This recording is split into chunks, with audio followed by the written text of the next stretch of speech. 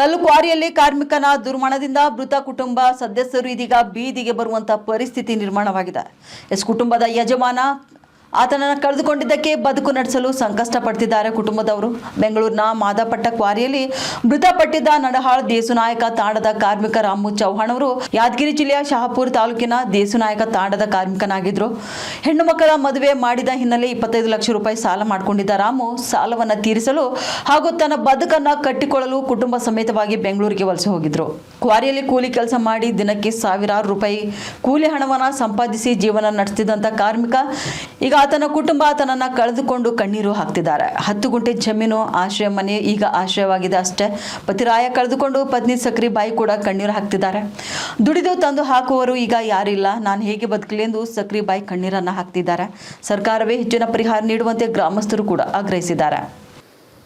ಬಾಯಿ ಏನಂತ ಹೋಗಿದ್ರು? ನೀನು ಎಷ್ಟು ಗಂಟೆ ಹೋಗ್ಯಾರಮ್ಮ? ಆರಾಮಿದ್ದಿಲ್ಲ? ಯಾರಿಗೆ ನಿಮ್ಮ ಮನೆಯವ್ರಿಗೆ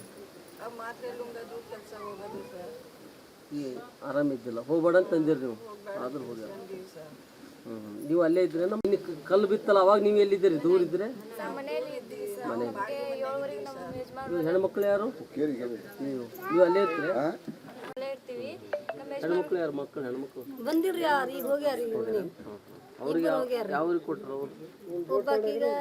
ದೂರ ತಡ ಕೊಟ್ಟಾರ.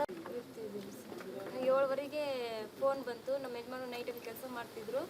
ಅವ್ರ ಅಪ್ಪ ಮಗ ಅಲ್ಲೇ ಬಂಡೆಯಲ್ಲಿ ಒಂದಾಯ್ತು ಅಂತ ಹೇಳಿದ್ರು. ಆವಾಗ ನಾವು